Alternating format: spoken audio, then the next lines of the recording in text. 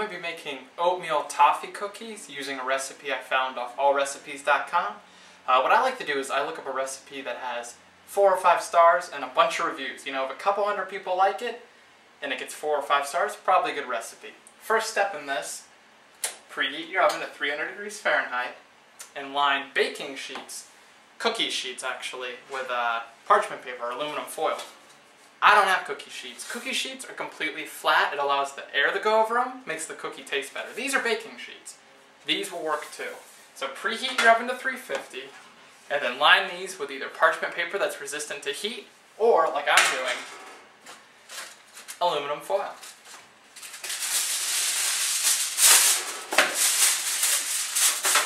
Just make sure it's enough to cover it.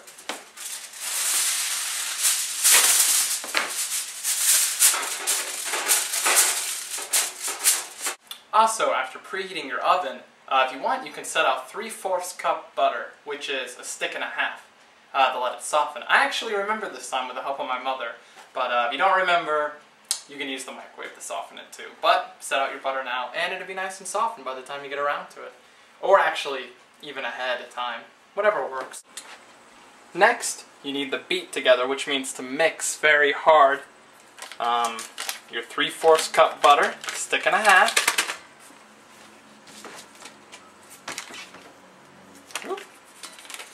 your 3/4 cup softened butter, and then you need to mix that with 1/2 cup packed brown sugar.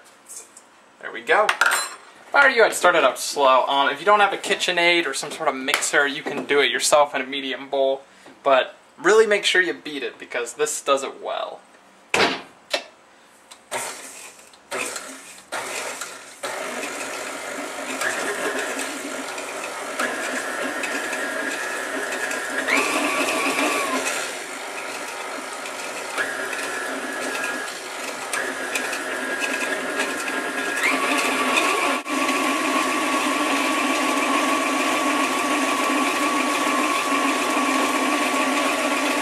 Really wait for it all to mix together.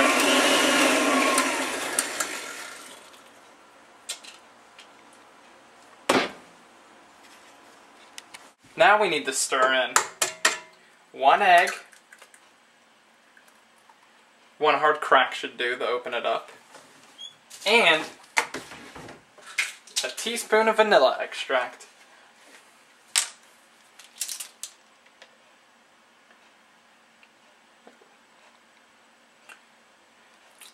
Now we mix this together until it becomes smooth.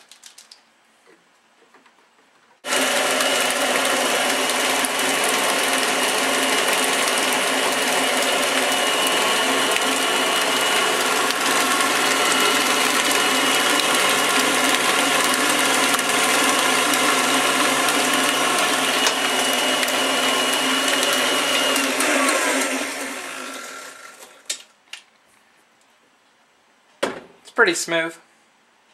It's very soft and delicate. You don't want to overbeat it. Beat it just enough to mix it and then go a little longer. Now we're going to sift together some dry ingredients and add it to this. Okay, for the dry ingredients you're going to need a sifter. If you don't have a sifter, I believe you can use a colander of sorts. First you need to sift a cup of flour.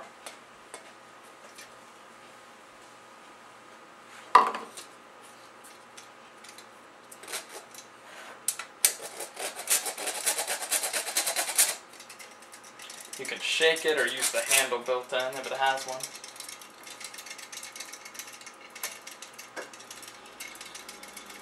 And you sift 1/2 teaspoon baking soda, not powder. And then you do 1/4 teaspoon salt, which really doesn't need to be sifted.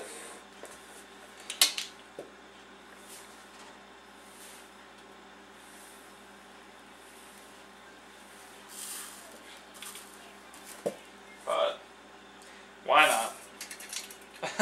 I really don't think you can sift salt.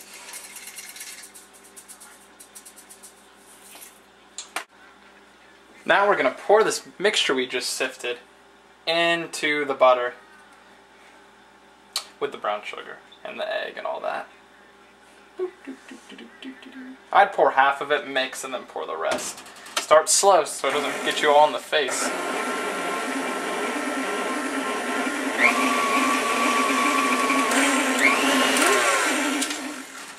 Okay, now I'm going to pour the rest. Slow.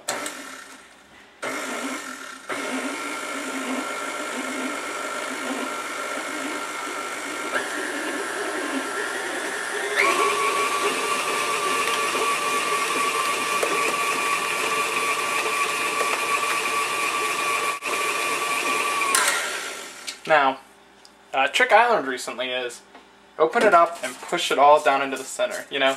Make sure it's not sticking too far up so it's not getting mixed anymore. But I think this one was doing fine, to be honest. Oh, no, there was some powder on the edge. Once you knock that back in, continue mixing. Next you can add your 1.5 cups rolled oats, which is basically just dry oatmeal. You know, Quaker oats, you know, the dry stuff.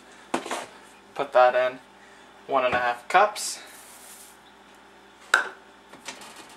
Mix it slow.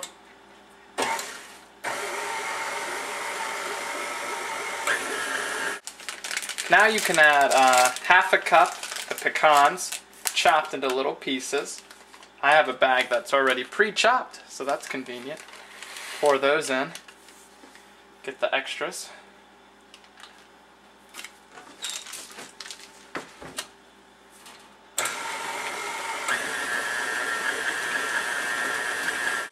And then you do 2 cups of your toffee bits. I love Heath.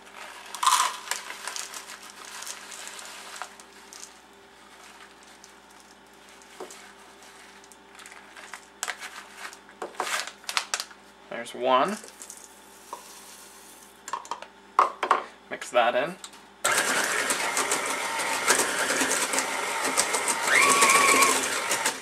It's getting really chunky dough there.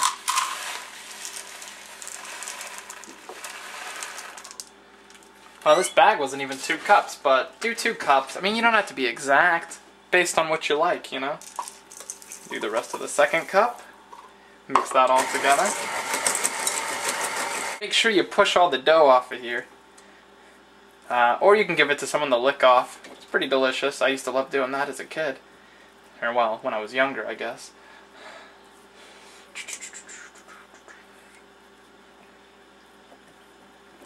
Now, the technique for putting this on your cookie sheet is to use tablespoons and then plop them out with a spoon so they keep the rounded shape. And then you want to press them down a little bit. That's good enough for me. You want to make sure you fill up a whole tablespoon. You can go a little more, it doesn't matter. I like to use a butter knife, you can use whatever you want. Get them out, plop it down. Once it's down, you can use the bottom side to flatten it a little bit. Not a whole lot. Just a little.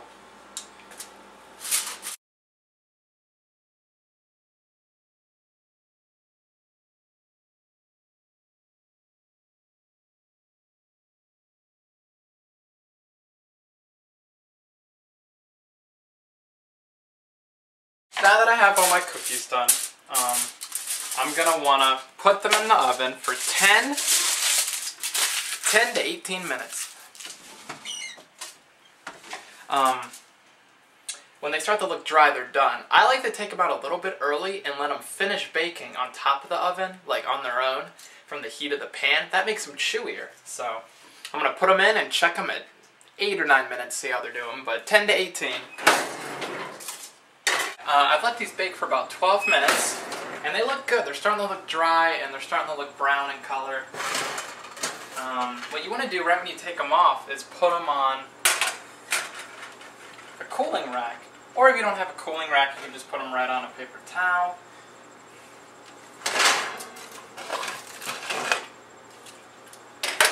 Take them out, turn off your oven, your lights.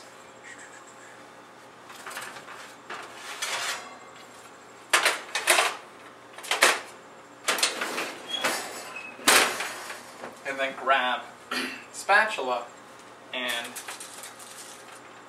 put them on your cooling rack immediately.